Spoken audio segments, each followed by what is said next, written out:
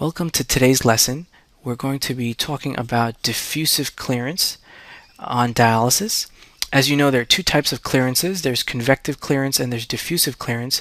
We're going to focus on diffusion or diffusive clearance today. We're going to simplify how this works on a dialysis machine by a schematic, and this is our filter. This is the first compartment of the filter, and this is the second compartment. Now, in a normal dialysis machine, you don't have a first and a second. You have an inner and an outer compartment. But for the sake of our understanding, we'll just split them into compartment 1 and compartment 2. In compartment 1 is going to be our blood coming in and going out. And in compartment 2 will be our dialysate, which is going in here and coming out. Now, we'll explain in the next set of slides why the dialysate fluid is running opposite to the blood flow. But for now, let's just leave this schematic the way it is. And then we're going to add some solutes, and we're going to add some small solutes. We're going to add some medium-sized solutes. And then we're going to add, finally, some very, very large solutes. Alright, so the way diffusion works on dialysis is pretty straightforward. You need to have two things in order for diffusion to work. And the first thing you need to have is what's called a concentration gradient. You need to have a difference between the amount or the concentration of the solute in compartment 1 versus what's in compartment 2. And the second thing you need to have is the intrinsic activity of that solute. Every solute has an intrinsic activity.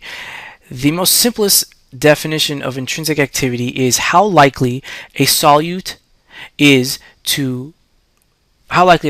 going to cross the membrane. The smaller the solute, or the greater the temperature, the more likely a solute will cross this membrane. Now, you really can't control the size of a solute, and you generally don't change the temperature of the blood because it's already set at 98.6 degrees and you don't want hypothermia or hyperthermia to set in. So in general, when you talk about intrinsic activity, you're just talking about a property of the solute that really cannot be changed. So the only thing that you can really change is the concentration gradient. And even there, you have a limit as to how severe a gradient you can establish, because you can't change the concentration of what's in the blood. All you can change is the concentration of that particular solute in the dialysate fluid. In this case, there are no solutes in the dialysate fluid. So for each one of these solutes, the purple, the green, and the orange, they are experiencing a maximum concentration gradient. Therefore, you're setting up a dialysis machine such that these solutes have the greatest opportunity to diffuse across the membrane and come into the dialysate fluid. But because of their intrinsic activity, you may not always get complete transfer of the solute from compartment 1 to compartment 2. The solutes in this example that are most likely to diffuse are these small purple ones because they have a great concentration gradient. There are 4 solute particles in compartment 1 versus 0 in compartment 2. But they also have the greatest intrinsic activity because they're the smallest size and they're at the same temperature as all the larger solutes.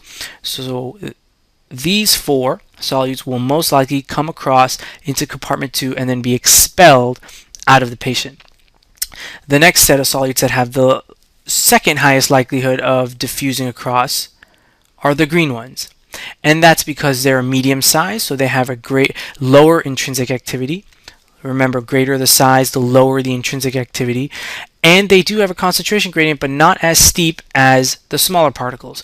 Here, there's only 3 solutes in compartment 1, 3 green solutes, and 0 in compartment 2. So that's a concentration gradient that's less steep than what you see here with the purple solutes.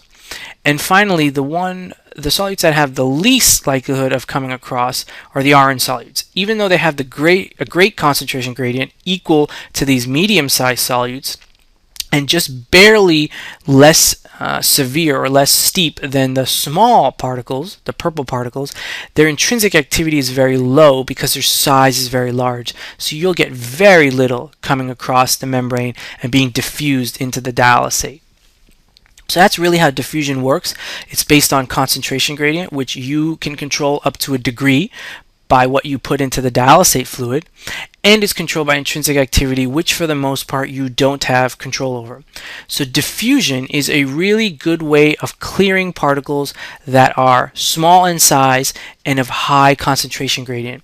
So some of the best particles that diffuse easily is blood urea nitrogen, or lithium, for example, even sodium if you need that removed, potassium. These are all small particles, so they have high intrinsic activity, and they'll have the maximum concentration gradient because you can set the dialysate concentration to 0.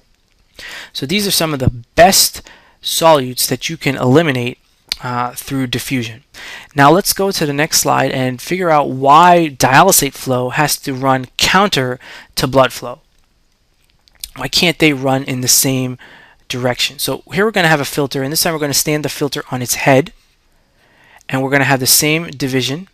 Here's your membrane, and we're going to break the filter up this time into compartments. So we're going to say there are 3 sections, I should say, for each compartment. Here's compartment 1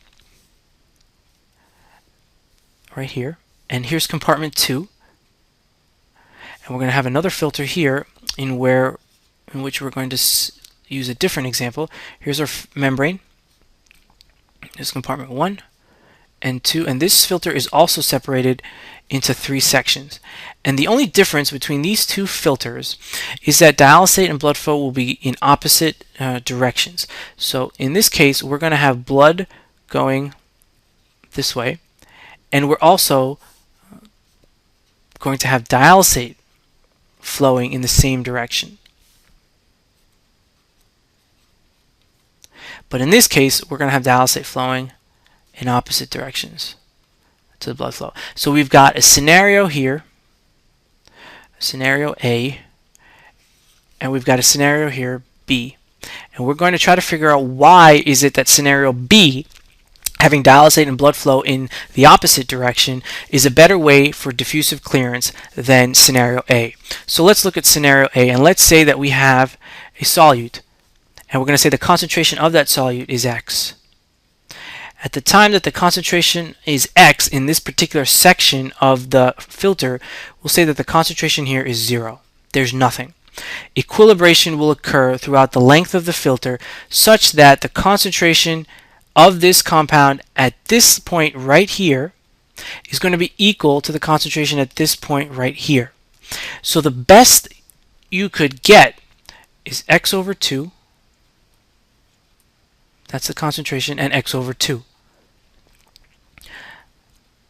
That's the easiest way to get this solute across to the second compartment, is to have 50% of it get into the dialysis compartment and the remaining 50% stay in the blood. So what have we accomplished here? We started out with a concentration of X. We ended up with a concentration of X over 2, and that's approximately a 50% reduction of the solute. Now 50% is pretty good, but let's see if we can achieve something even greater on scenario B. So in scenario B, what we'll do something a little different. We'll say that the concentration of the dialysate solution is 0 for that solute, and this time the concentration of this solute in the blood, is X. This is what's coming out of the blood. Now, in order for X to come out of the blood, we had to have some diffusion occur. Most likely what has happened is you had 2X over here, you delivered X into this section of the filter, and the remaining X went there and then back to the patient. In order to have 2X in this section of the filter, you most likely had 4X here, and you delivered 2X there and brought down 2X here. So at best, in a simple scenario, you started out with 4X and you were left with X, and that's about 75%.